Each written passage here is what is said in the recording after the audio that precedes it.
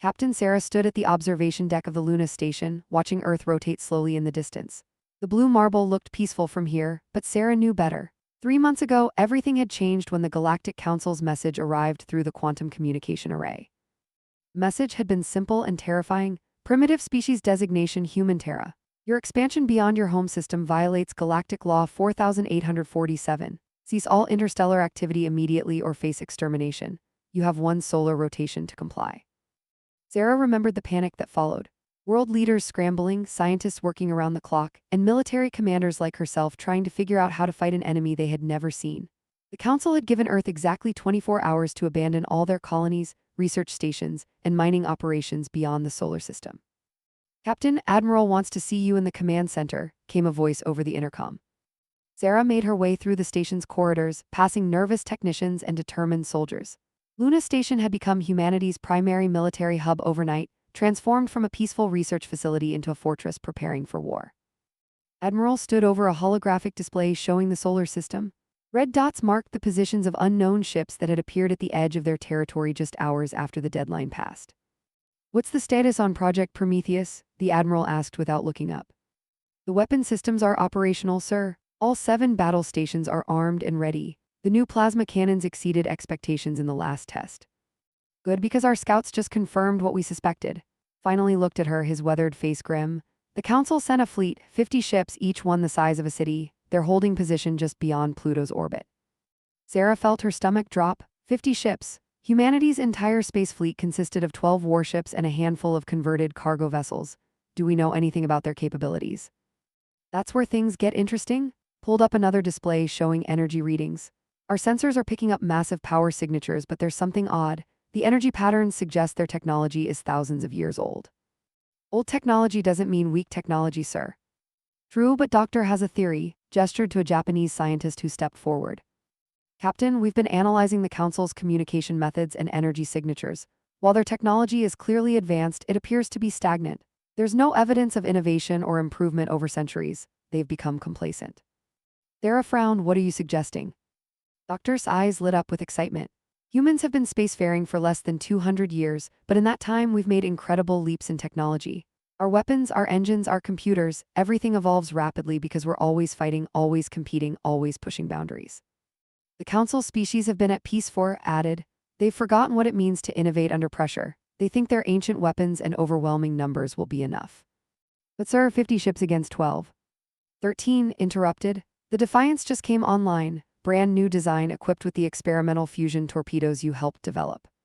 Sarah nodded, remembering the months of testing that weapon. Unlike traditional missiles, the fusion torpedoes could adapt their yield mid-flight and punch through almost any armor humanity had encountered.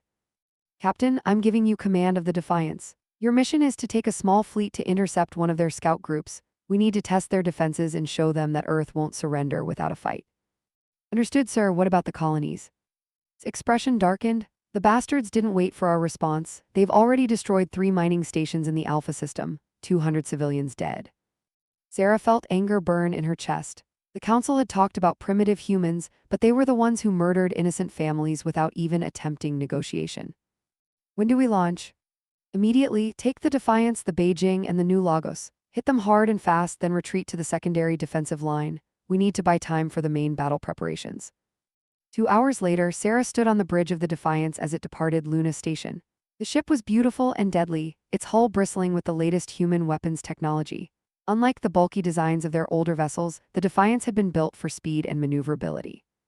"Captain, we have 3 Council ships on long-range sensors," reported Lieutenant Park from the tactical station. "They're moving in standard formation approximately 2 million kilometers from Jupiter." "Any sign they've detected us?" "Negative, Captain. The stealth coding seems to be working."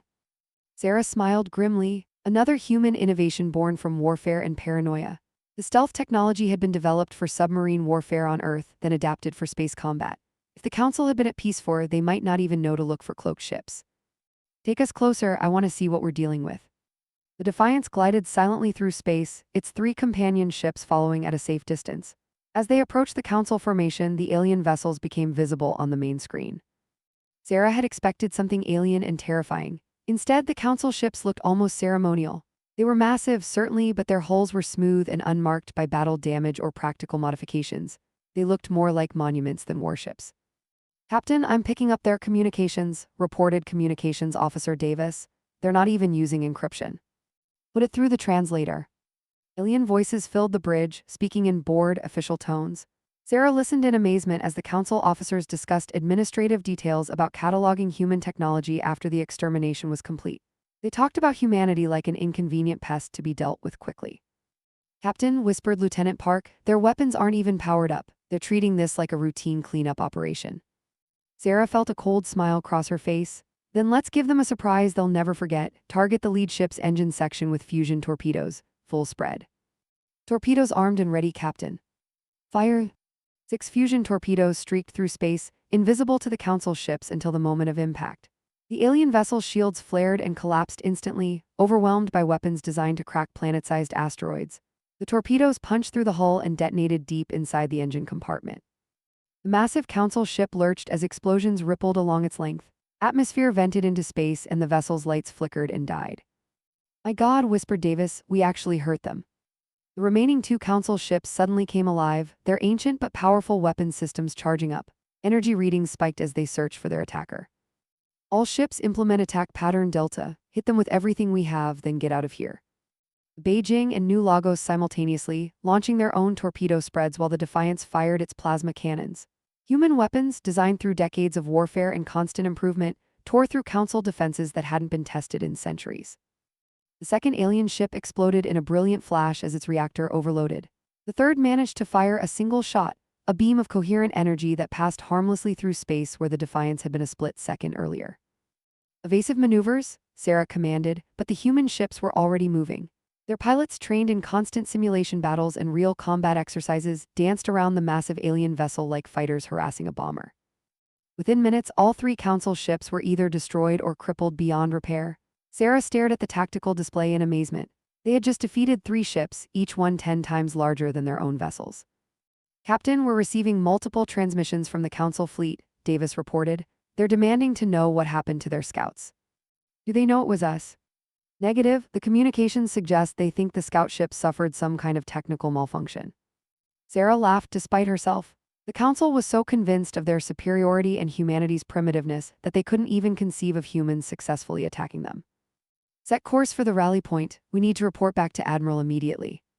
As the human fleet raced back toward Luna Station, Sarah watched the alien wreckage drifting in space.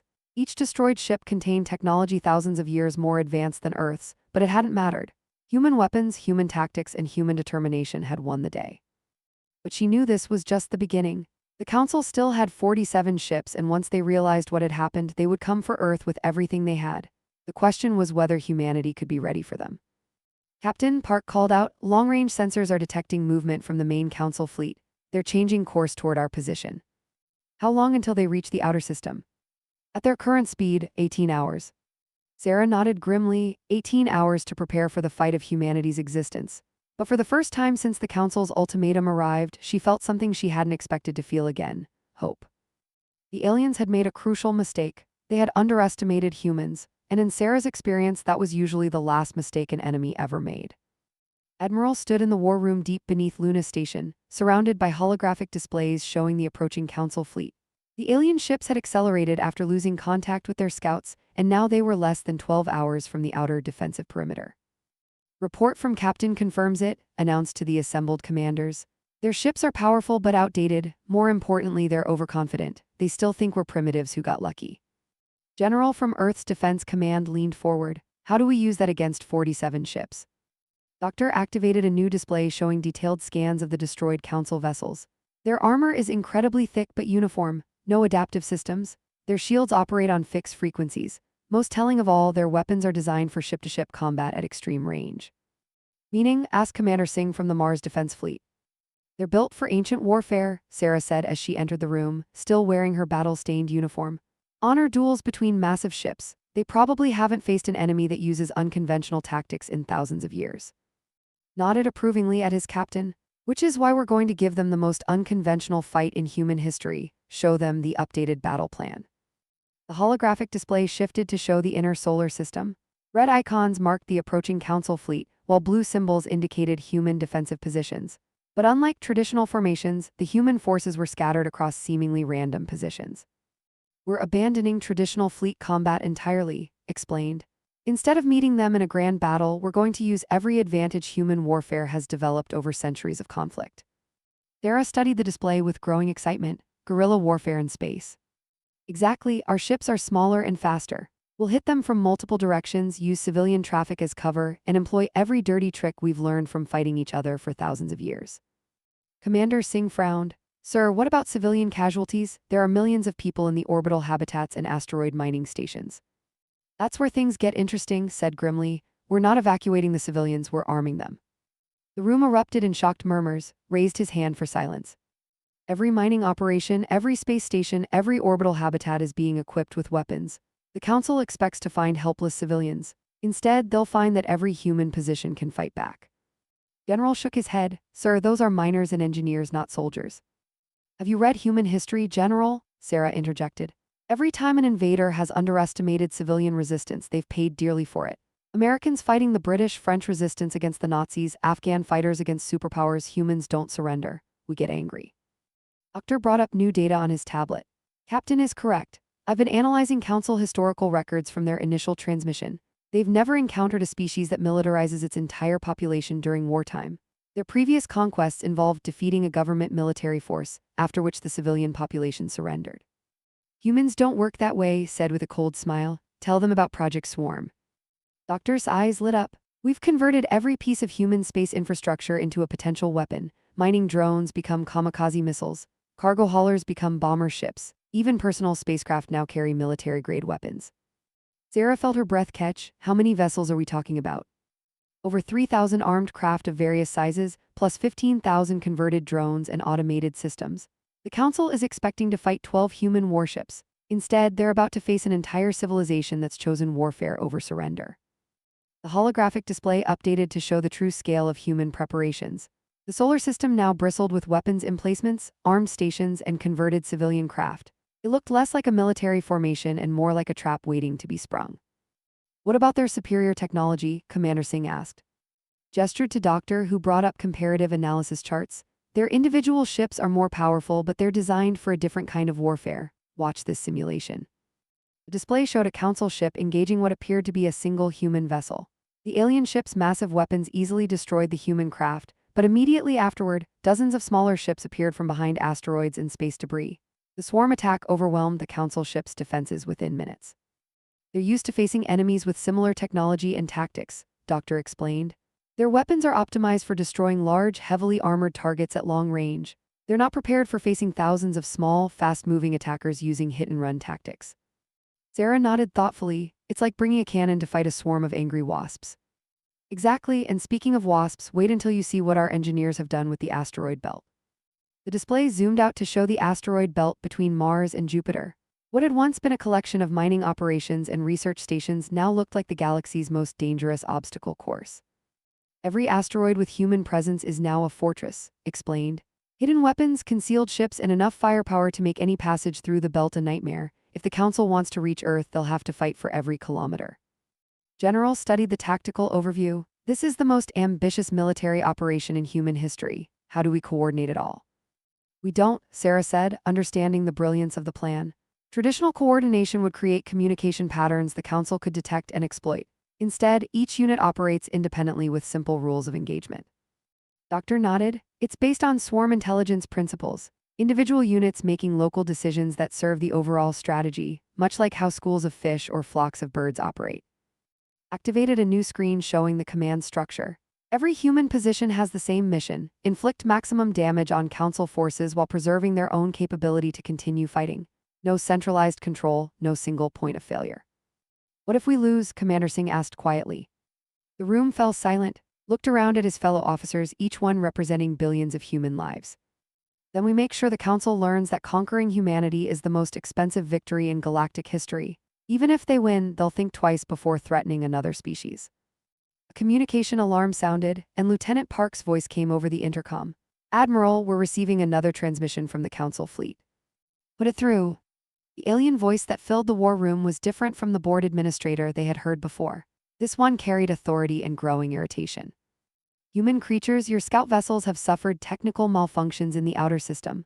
We are adjusting our approach vector to ensure no further complications arise during your extermination. Prepare your world for cleansing. Smiled coldly, they still think their ships malfunctioned. Signal all units to maintain radio silence. Let them keep believing they're facing primitives. As the meeting dispersed, Sarah remained behind to study the tactical displays. The approaching council fleet showed perfect formation discipline, their ships arranged in ceremonial patterns that emphasized their overwhelming size and power. They really don't understand what they're walking into, she murmured. Doctor overheard her. In their defense, they've never seen anything like what we're about to do. The Council has been the dominant galactic power for so long that they've forgotten smaller civilizations can be dangerous. That's their first mistake. What's their second? Doctor pulled up detailed scans of the Council ships. They're treating this like a police action instead of a war. Look at their formation. It's designed for intimidation, not combat efficiency. They want to frighten us into surrender. Sarah laughed humorlessly. They clearly haven't studied human psychology. We don't scare easily, and threatening our families just makes us more dangerous. Captain, there's something else you should know. Doctor's expression grew serious. We've been monitoring Council communications for weeks now. They're not just planning to destroy Earth, they intend to erase all evidence that humanity ever existed. What do you mean? Complete sterilization. They want to eliminate human colonies, destroy our historical records, even remove traces of human genetic material from the galaxy. In their view, we're not just a military threat, we're a philosophical danger to their entire worldview. Sarah felt cold anger settling in her chest. They're afraid of us. Terrified, I think. The Council has maintained order through overwhelming technological superiority for. The idea that a younger, smaller civilization could challenge them threatens the foundation of their power. Then we'd better make sure we give them something to really be afraid of. Doctor nodded grimly. Captain, there's one more thing. Based on their communications and historical records, I don't think the Council species are evil. They genuinely believe they're bringing order to the galaxy. Does that matter? It means they won't expect the level of resistance we're planning. Evil expects defiance, but order expects compliance. They think they're dealing with a bureaucratic problem, not a species fighting for its existence.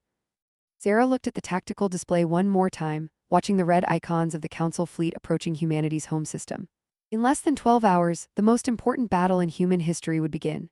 Either humanity would prove it belonged among the stars, or the galaxy would learn what happened when you threatened the wrong species. Doctor, send a message to all human positions. Single word, remember. Remember what, Captain?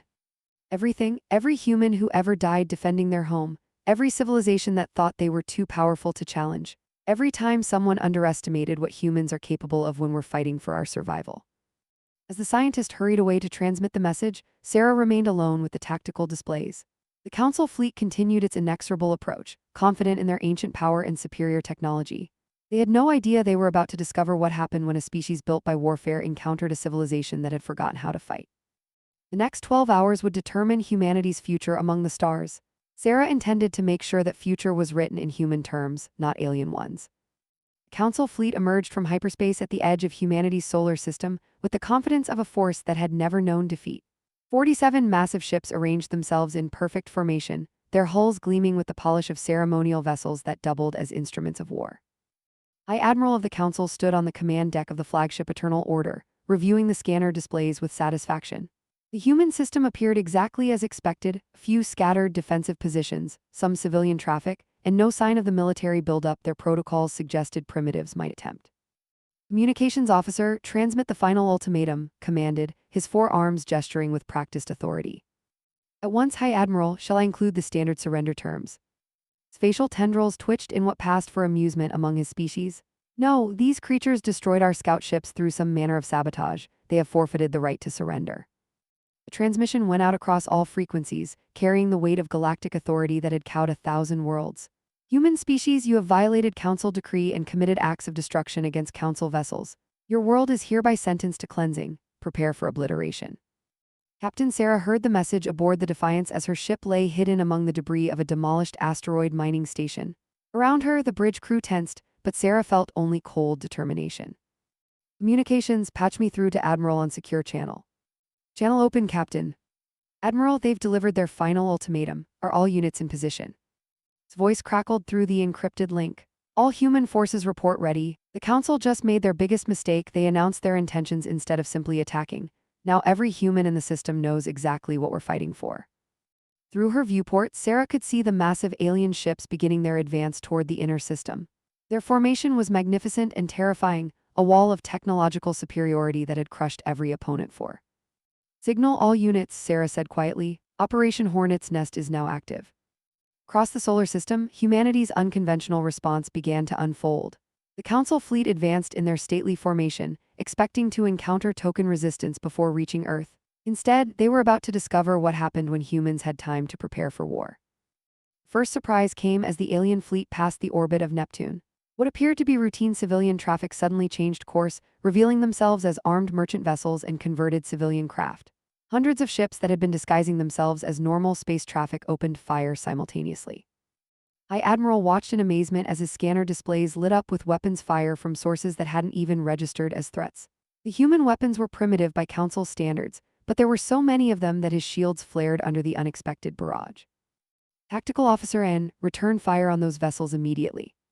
High Admiral, our targeting systems are having difficulty locking onto the human craft. They're using some form of electronic countermeasures we haven't encountered before. Tendrils writhed in frustration. The human ships were broadcasting false sensor signatures, hiding behind debris clouds, and using every deception technique his species had abandoned centuries ago as primitive and dishonorable. Adapt our targeting protocols. These creatures fight without honor, but they cannot stand against Council power. But as the Council weapons began to find their targets, destroying the attacking human vessels, another unpleasant surprise awaited. Each destroyed ship seemed to spawn 3 more attackers from hidden positions among asteroids and space debris. Doctor watched the battle unfold from his position aboard Luna Station, monitoring the tactical displays with scientific fascination. Admiral, the Council is adapting to our initial attacks faster than predicted. Their weapon systems are learning our countermeasures. Expected, replied calmly. Phase 2, Doctor. Across the asteroid belt, humanity's most ambitious military engineering project activated. What the Council had assumed was a standard asteroid mining region suddenly revealed itself as the galaxy's most elaborate defense network.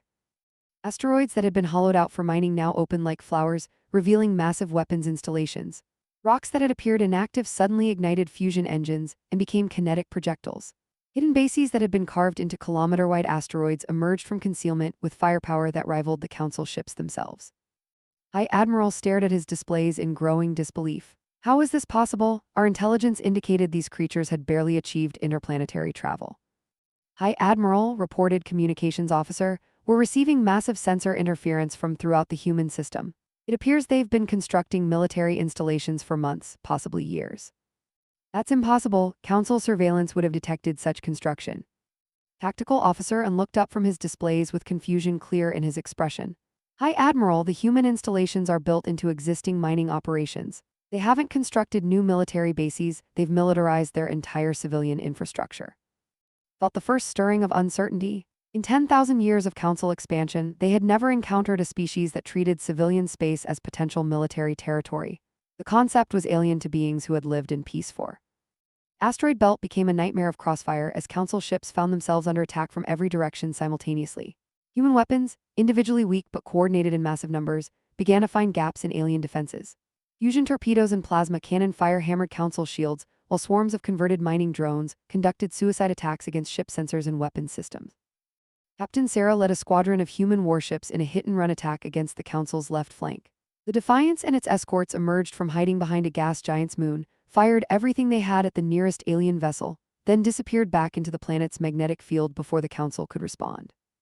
Captain, their return fire missed us completely, reported Lieutenant Park. I don't think they know how to fight multiple small targets. Their weapons are designed for ship-to-ship duels, Sarah replied. They're trying to fight a swarm with sniper rifles. The human tactics were working, but Sarah knew they were paying a terrible price. For every Council ship damaged, dozens of human vessels were destroyed. The alien technology was simply too powerful for conventional warfare. But then the real surprise began. Admiral had saved humanity's most shocking revelation for the moment when the Council fleet was fully committed to the fight. As the aliens struggled with the asteroid belt defenses, activated the final phase of humanity's defense plan. All civilian populations, he broadcast on all frequencies, you are now authorized for combat operations. Show them what humans do when threatened. Across the solar system, every space habitat, orbital station, and planetary outpost suddenly bristled with weapons. Mining stations revealed hidden missile launchers. Civilian transports opened cargo bays filled with military hardware. Even individual personal spacecraft began attacking Council positions with improvised weapons and suicide tactics. High Admiral watched his tactical displays with growing horror as the entire human system transformed into a military target. Every civilian position was fighting back. Every piece of human infrastructure had become a weapon. "This is impossible," he whispered. "Civilian populations don't fight military forces, they surrender and accept new governance." But humans, as the Council was learning, didn't follow galactic norms. Miners used industrial equipment to attack Council ships. Families aboard space stations fired improvised missiles at alien vessels. Even children in orbital schools were helping to coordinate attacks and repair damaged human systems. The Council had come to exterminate a species. Instead, they found themselves fighting an entire civilization that refused to acknowledge defeat. "High Admiral," reported Tactical Officer N, "we've lost 8 ships and sustained heavy damage to 15 others. The human resistance is far beyond our projections." "These creatures fight like animals," snarled. "They have no concept of honorable surrender." Communications Officer looked up from his station with alarm. "High Admiral, I'm receiving reports from our forces throughout the galaxy. Human colonies and other systems are also fighting back. They're coordinating resistance across interstellar distances." Felt a chill that had nothing to do with the ship's climate control. "You mean this isn't just the human?" "No, sir, every human settlement is fighting. They're treating this as a species-wide war rather than a local police action." For the first time in his military career, High Admiral began to understand that the Council had made a serious mistake. They had assumed humanity would follow the same patterns as every other species they had encountered. Instead, they had triggered something unprecedented in galactic history, a total war response from an entire civilization. Captain Sarah received reports from across the system as her squadron prepared for another attack run. Human casualties were mounting rapidly, but the Council ships were taking damage they had never expected to face. More importantly, the aliens were learning that humans didn't fight the way civilized species were supposed to. "Captain," reported Communications Officer Davis, "Admiral is ordering all units to implement Phase 4. Sarah felt her blood chill. Phase 4 was the plan no one had wanted to discuss openly. It was humanity's final gambit, the strategy they would only use if facing complete extermination. "Confirm that order, Davis. Phase 4 authorization required." "Confirmed, Captain. Admiral transmits. Show them what humans learn from fighting each other." Sarah looked around her bridge at the determined faces of her crew. Phase 4 would either save humanity or destroy them, but it would definitely teach the Council that threatening Earth came with a price no civilized species would pay.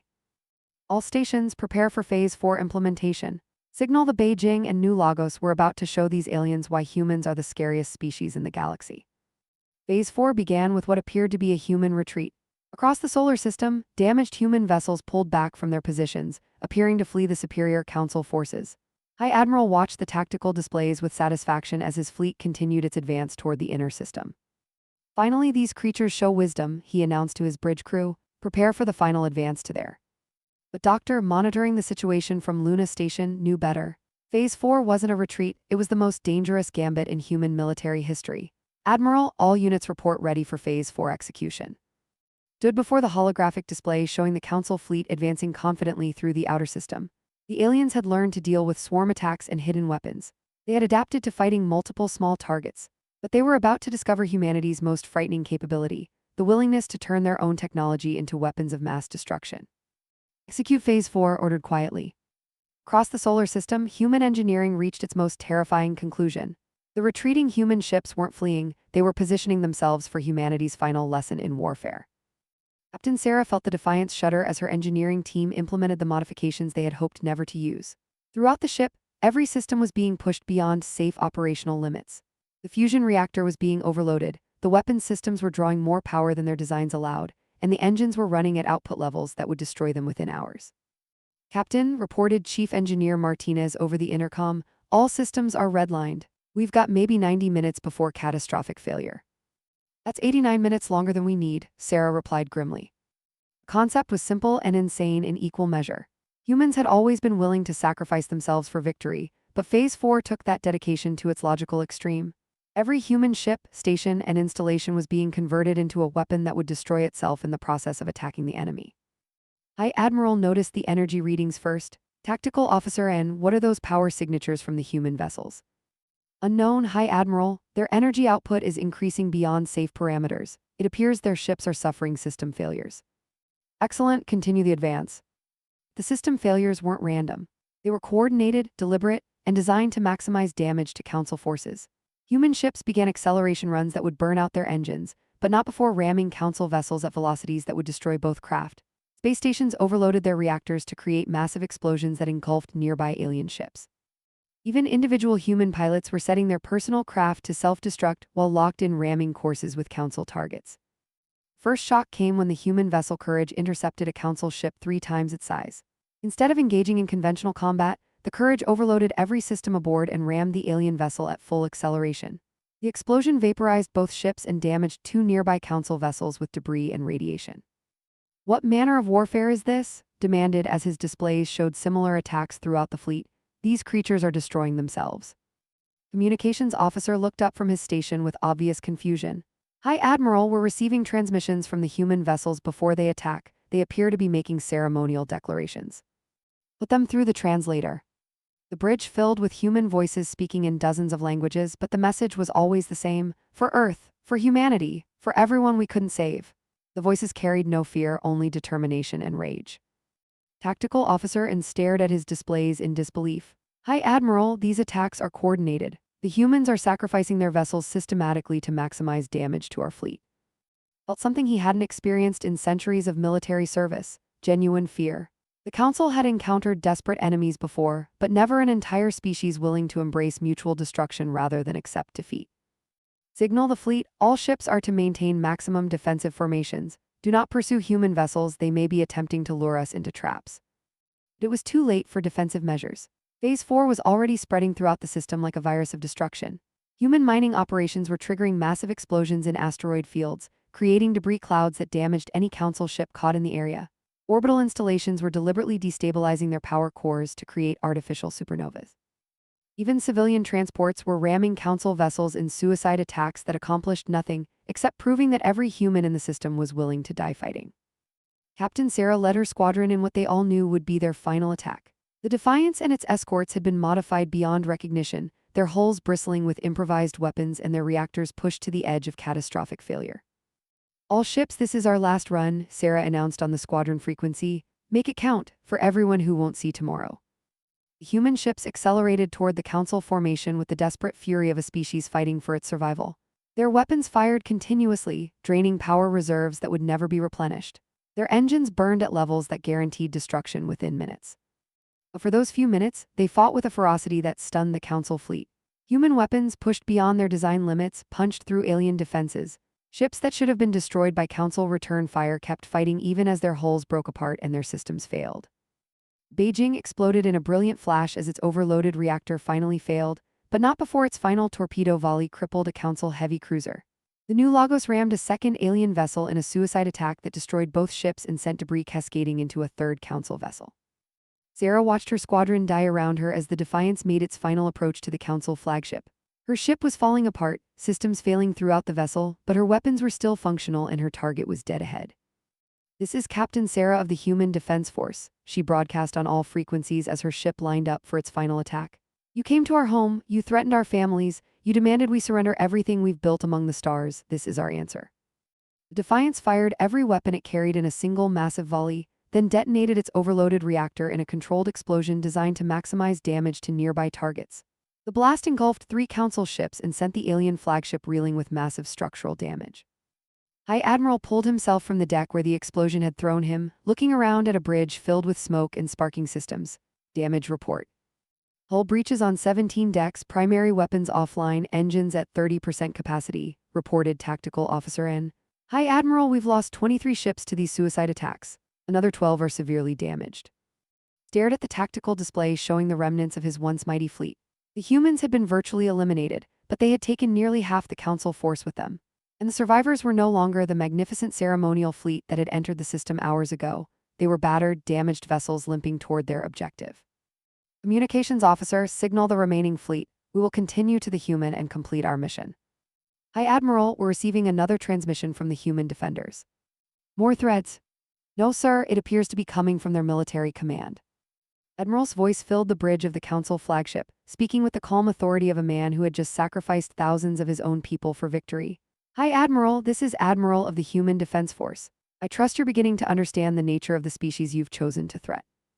Gestured for a response channel. "Human Admiral, your forces have fought bravely but uselessly. We will still reach your and complete the cleansing as ordered." "Oh, I'm counting on it," replied with a coldness that made skin crawl. You see, everything you've experienced so far was just the opening act. The real show begins when you reach Earth. The transmission ended, leaving the Council bridge in stunned silence. Through the damaged viewports, they could see the wreckage of dozens of ships drifting through space, Council and human vessels destroyed in the most vicious fighting any of them had ever witnessed. High Admiral, tactical officer, said quietly, "Should we perhaps consider withdrawing and requesting reinforcements?" Looked at the tactical display showing Earth growing larger ahead of them. The human appeared peaceful and defenseless, but after what they had experienced in the outer system, he was beginning to suspect that appearances meant nothing when dealing with this insane species. "No, we have our orders from the Council. These humans must be eliminated before their madness spreads to other species." He paused, staring at the blue-green world ahead. "But signal all ships to prepare for maximum defensive measures. If the humans in the outer system fought like demons, I fear to imagine what awaits us at there." As the battered Council fleet limped toward Earth, Admiral stood in the Luna Station Command Center watching the approaching alien ships. The outer system defenses had accomplished their mission. The Council fleet was reduced to 24 damaged vessels instead of the 47 that had originally threatened Earth. But knew the hardest fight was still ahead. The surviving Council ships were the toughest and most experienced, and they were approaching the most heavily defended world in human space. The battle for Earth was about to begin, and humanity had one final lesson to teach their would-be conquerors about the price of threatening human survival. "Signal all Earth Defense Forces," ordered. "Phase 5 is now authorized. Show them what happens when you back humans into their home territory." Doctor looked up from his displays with anticipation. "Admiral, Earth's defenses are unlike anything in the outer system, if the Council thought Phase 4 was extreme." Smiled coldly as he watched the alien ships approaching humanity's. They're about to learn that everything they've experienced so far was just humanity being polite. Now they get to see what we're really capable of when we stop holding back. The final battle for humanity's survival was about to begin. 24 surviving Council ships approached Earth like wounded predators, their once pristine hulls by battle damage and their formations ragged from the brutal fighting in the outer system. High Admiral stood on the damaged bridge of his flagship, studying the human through tactical displays that flickered with system malfunctions. Earth appeared deceptively peaceful. The blue marble hung in space, surrounded by the normal traffic patterns of an advanced civilization, orbital habitats, mining platforms, and commercial shipping lanes that suggested a thriving but unremarkable world. "It looks so ordinary," communications officer observed. "How did such a primitive world produce such ferocious defenders?" His tendrils writhed with unease. After the nightmare of fighting through the outer system, he had learned not to trust human appearances. Maintain full scanning protocols. If the humans in the asteroid belt were prepared for war, I suspect their defenses will be far worse. As if summoned by his words, Admiral's voice crackled through their communication systems once more. "Hi Admiral, welcome to Earth. I trust your journey through our outer defenses was educational." "Human Admiral, your forces fought well, but we have reached your surrender now and we will make your extinction quick." His laughter echoed through the Council bridge. "Hi Admiral, you still don't understand what you're facing. Everything you've encountered so far was humanity's away team. You're about to meet the home team." First indication that Earth was not what it appeared came from the orbital habitats. What had seemed like routine civilian stations suddenly revealed themselves as fortress platforms, bristling with weapons that dwarfed anything the Council had encountered in the outer system. Massive plasma cannons emerged from concealed ports, while missile launchers that had been disguised as docking bays opened to reveal enough firepower to level cities. "By the ancient codes," tactical officer whispered, "their orbital defenses are military installations disguised as civilian structures." But that was only the beginning. As the Council fleet moved closer to Earth, the planet itself began to change. The surface installations that had appeared to be industrial facilities and cities suddenly revealed their true nature. Entire continents bristled with weapons emplacements that had been hidden beneath civilian camouflage. High Admiral stared in growing horror as Earth transformed before his eyes. "They've militarized the entire planet is a fortress." "High Admiral," reported communications officer, "we're receiving multiple targeting locks from thousands of different positions. The energy readings suggest weapon systems more powerful than our main ship batteries." But the truly terrifying revelation was still to come. Doctor's voice joined Admiral on the communication channel, speaking with the enthusiasm of a scientist unveiling his greatest discovery. "Hi Admiral, allow me to explain what you're seeing. When your ultimatum arrived, humanity had a choice: surrender our expansion into space or fight for our survival. We chose a third option. We decided to show the galaxy what happens when you threaten a species that has spent its entire history perfecting the art of warfare." Tactical displays showed Earth's moon suddenly coming alive with activity. Luna Station, which the Council had dismissed as a minor outpost, revealed itself as a military complex that rivaled anything in the galaxy. But more shocking was what emerged from the moon's hidden facilities. Hundreds of human warships, each one larger and more advanced than anything they had encountered in the outer system, launched from concealed bases carved deep into Luna's structure. These weren't the converted civilian craft or improvised weapons platforms that had bloodied the Council fleet during its approach. These were purpose-built warships designed specifically to fight the galaxy's most advanced military forces. Impossible, breathed, our intelligence indicated humans had barely achieved interstellar capability. Your intelligence was designed to see what we wanted you to see, replied. For 3 months, we've been preparing for this moment. Every human in the system has been working toward one goal, teaching the Council that humanity cannot be intimidated. Human fleet that emerged from Luna was unlike anything in known galactic history. Each ship incorporated lessons learned from fighting the Council scouts, equipped with weapons designed specifically to counter alien technology. More importantly, they were crewed by humans who had spent months studying Council tactics and preparing for this exact confrontation. Mander led the human fleet from the bridge of the newly commissioned HMS Retribution, a ship that represented 3 months of frantic human engineering and innovation. Unlike the elegant, ceremonial designs favored by Council shipbuilders, human vessels looked exactly like what they were, weapons built by a species that had never stopped preparing for war. All ships, this is Retribution Actual, broadcast to the human fleet. The Council has seen our outer defenses, our converted civilian vessels, and our willingness to sacrifice everything for victory. Now they get to see what humanity builds when we have time to prepare for our enemies. HMS Retribution and its escorts accelerated toward the Council fleet with the calculated precision of a force that had trained for this exact engagement. Their weapons, designed using data gathered from the destroyed Council scouts, opened fire with devastating accuracy. High Admiral watched in amazement as human weapons punched through Council defenses that had been considered impenetrable for. How are their weapons so effective? Doctor's voice provided the answer with scientific precision. We've had 3 months to study your technology, High Admiral. Every destroyed scout ship provided data about your defensive systems. Every engagement in the outer system taught us more about your tactics. We've designed these weapons specifically to kill Council ships. But the human fleet was only part of Earth's defensive surprise. As the Council ships engaged the human vessels, the planet's surface revealed its most shocking secret. Cities across Earth suddenly opened massive launch bays, revealing that humanity's entire had been converted into a weapons platform. Thousands of missiles streaked up from Earth's surface, each one guided by targeting data from the human fleet. These weren't conventional weapons, they were fusion-powered projectiles designed to crack the hulls of the galaxy's toughest warships. The entire planet whispered in horrified understanding, they've turned there into a weapon. Not just a weapon, Admiral corrected. A statement, you demanded we abandon our expansion into space or face extermination. Instead, we've shown the galaxy what happens when you threaten a species that refuses to surrender. The battle for Earth lasted 6 hours and redefined galactic warfare. The Council fleet, despite their superior technology and centuries of military tradition, found themselves outmatched by human innovation and desperate determination. Ship after ship fell to weapons they had never encountered and tactics they couldn't counter. HMS Retribution led the human fleet in a coordinated assault that demonstrated everything humanity had learned about Council weaknesses. Their formations were optimized to exploit gaps in alien defensive patterns. Their weapons were precisely tuned to overcome Council shield frequencies. Most importantly, their crews fought with the fury of defenders protecting their species. High Admiral watched his flagship systems failing around him as human weapons found every vulnerability in Council defenses. His fleet, once the most powerful force in the galaxy, was being systematically destroyed by a species the Council had dismissed as primitive. High Admiral, tactical officer, and reported, we've lost 18 ships, only 6 vessels remain combat effective. Looked around his damaged bridge, seeing the same shock and disbelief on every face. The mighty Council fleet had been crushed by humans, a species that hadn't even achieved faster-than-light travel when the Council began its expansion. Signal the remaining ships, he ordered wearily. Prepare for withdrawal to the outer system. High Admiral, communications officer interrupted. We're receiving a transmission from the human admiral. His voice filled the bridge one final time, but now it carried the authority of victory. High Admiral, your fleet is broken, your ships are crippled, but I'm going to give you something the Council never offered humanity, a choice. What manner of choice? You can withdraw from the system and return to Council space with a message for your superiors. Tell them that humanity is not a primitive species to be casually exterminated. We are a civilization that has spent perfecting warfare, and we will defend ourselves against any threat. Felt the weight of decision pressing down on him. Council doctrine demanded that he fight to the last ship rather than accept defeat from a lesser species. But Council doctrine had never anticipated facing an enemy like humanity.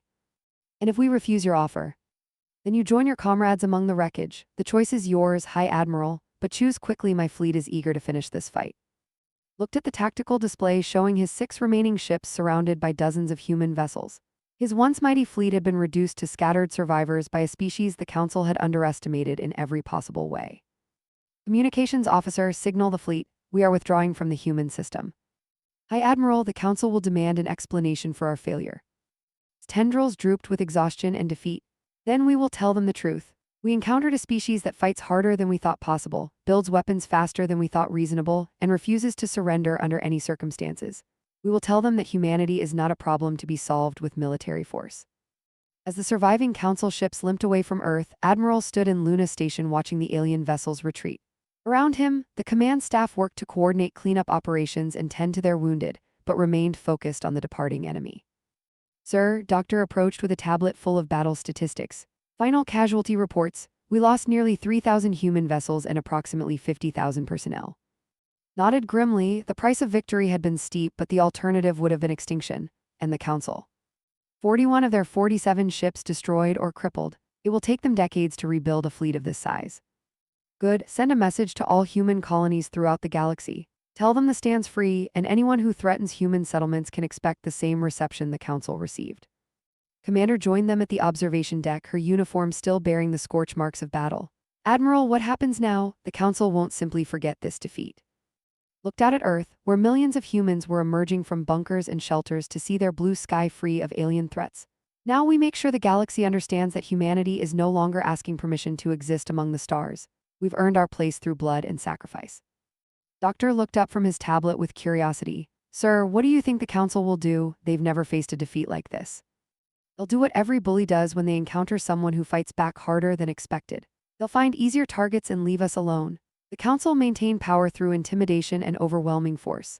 Now the galaxy knows that force can be met with force, and intimidation doesn't work on species willing to die fighting. As the last Council ship disappeared beyond sensor range, Admiral allowed himself a moment of satisfaction. Humanity had faced its greatest test and emerged victorious. They had proven that determination, innovation, and the willingness to sacrifice everything for freedom could overcome even the galaxy's most advanced military force. The Council had threatened Earth with extinction.